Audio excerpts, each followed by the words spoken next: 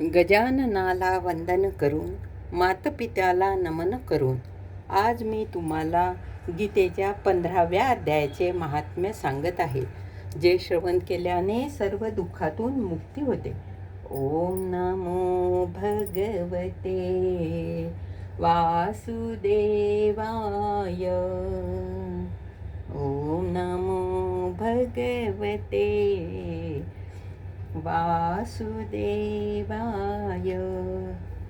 त्यानंतर राजाने त्यांना प्रणिपात करून मोठ्या भक्तीने विचारले, महाराज, घोडा जो आताचा स्वर्गाला गेला आहे, त्याचे काय कारण?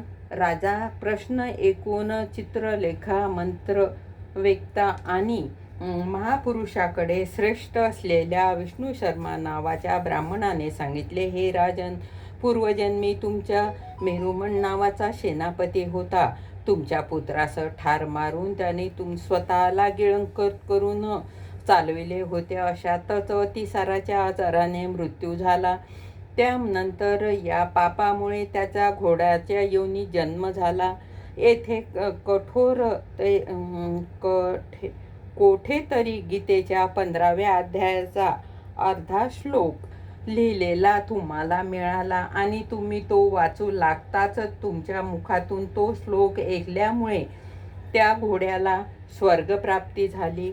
त्यानंतर राजाच्या मागून येणारे सैनिक त्यांना शोधत शोधत तेथे येऊन पोचले. त्या सर्वांनी ब्राह्मणांना प्रणिपात करून राजे प्रसन्न अंतकरणाने तेथून निघून गेले आणि गीतेच्या 15व्या अध्यायाच्या श्लोकाची त्या पानाच्या तुकड्यावरील अक्षरे वाचून प्रसन्नता प्राप्त करून घेऊ लागले. त्याच नेत्र हर्ष भरित झाले होते. घरी येऊन त्यांनी आपल्या मंत्रीगणासह आपला पुत्र युवराज सिंहबलाला राज्याभिषेक केला आणि स्वतः गीतेच्या 15व्या अध्यायाचा जप करीत शुद्ध चित्त होऊन मोक्षप्राप्ती करून घेतली. गोपाल कृष्ण भगवान की जय. या ठिकाणी गीतेच्या 15व्या अध्यायाचे महात्म्य समाप्त झालेले आहे. ओम नमो भगवते वासुदेवाय. ओम नमो भगवते वासुदेवाय.